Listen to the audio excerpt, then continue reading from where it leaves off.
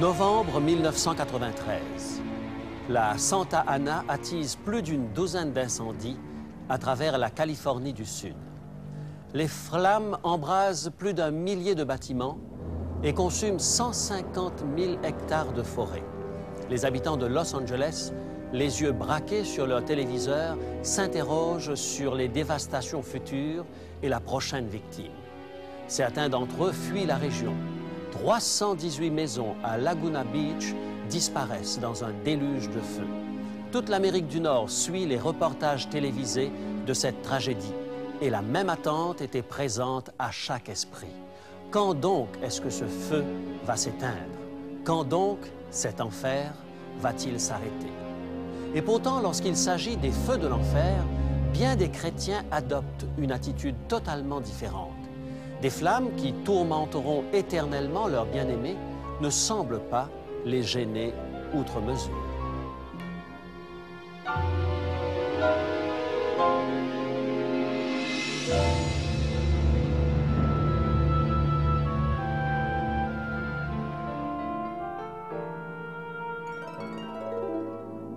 Il est écrit « Je suis José Élisée et je vous propose la solution à vos besoins les plus profonds, le Christ vivant. »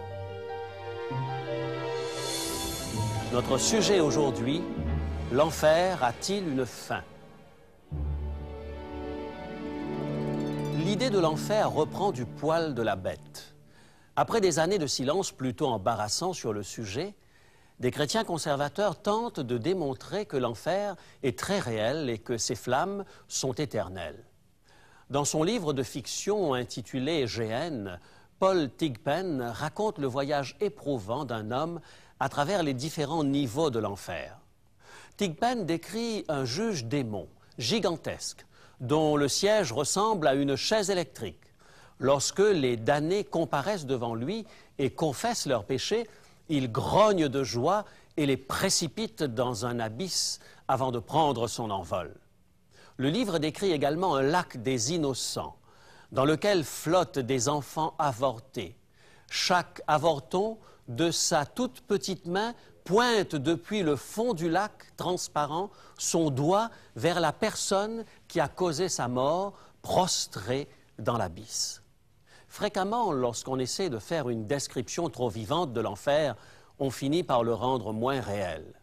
La raison en est simple, il est presque impossible d'imaginer un tourment sans fin.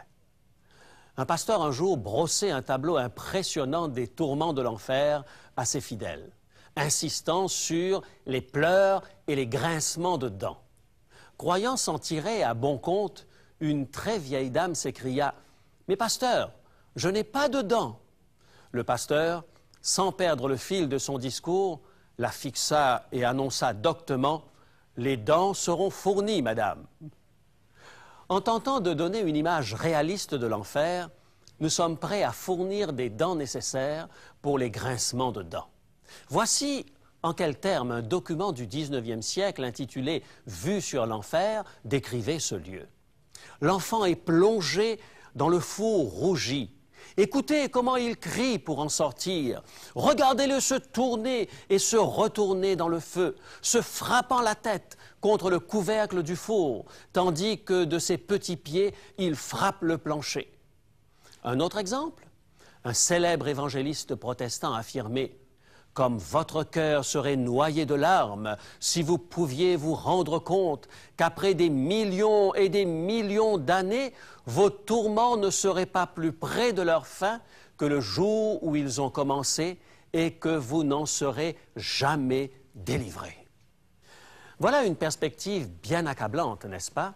Suffisamment pour que nous mettions tout en œuvre pour ne plus y penser et oublier la religion.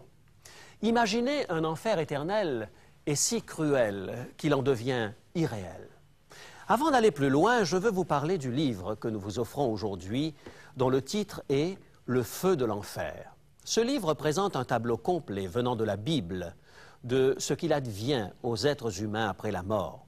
C'est un complément parfait sur le sujet que nous abordons aujourd'hui. Le feu de l'enfer éclairera plusieurs questions que vous vous posez sur l'après-vie. alors appelez ou écrivez pour recevoir votre copie gratuite. Nous vous en donnerons plus d'informations sur le sujet à la fin du programme.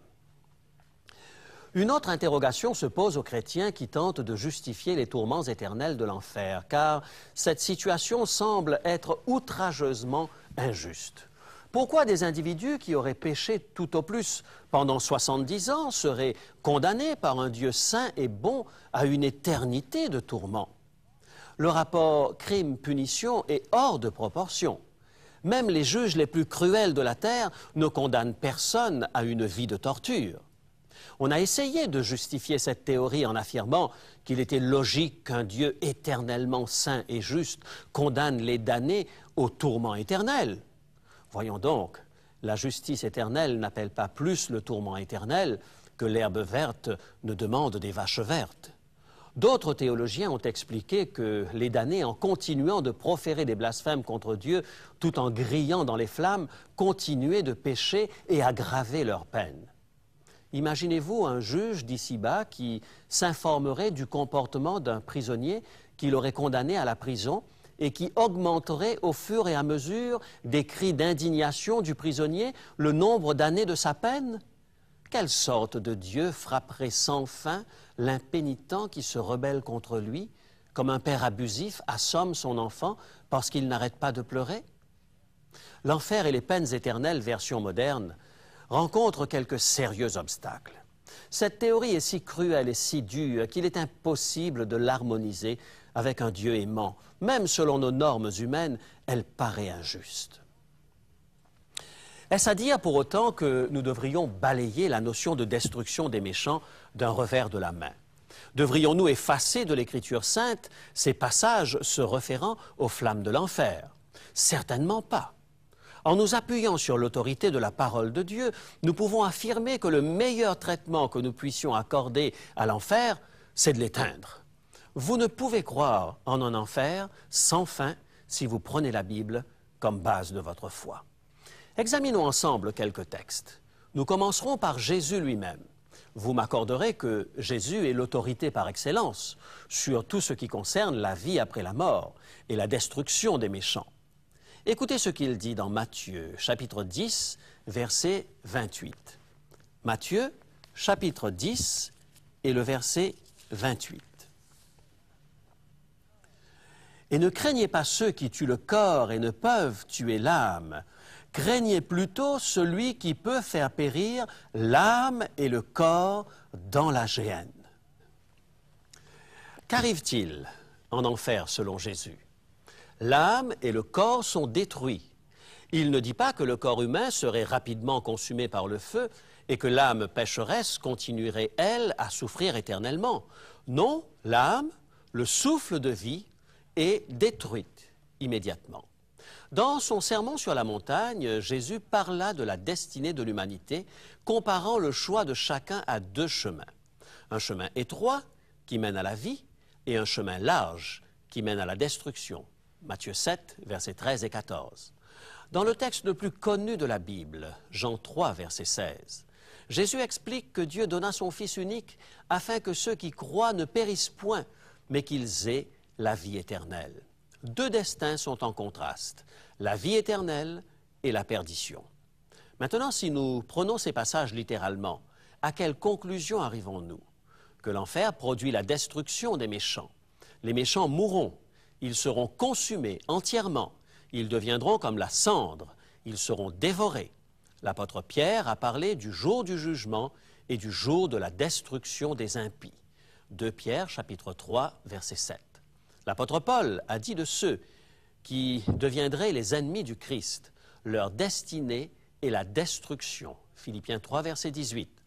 Le mot employé en grec pour traduire l'idée de destruction est le mot le plus fort pour exprimer la perte entière de l'existence. Vous savez, nous prenons parfois avec la Bible les mêmes libertés que nous prenons avec le code de la route. Cette grande plaque rouge de forme octogonale sur laquelle le mot « arrêt » est écrit est interprétée de différentes façons. Pour certains, elle signifie « ralentissez et passez en douceur ». Pour d'autres, elle signifie regarder de chaque côté et appuyer sur l'accélérateur. Pour d'autres encore, arrêt veut dire regarder s'il y a une voiture de police aux alentours, sinon procéder.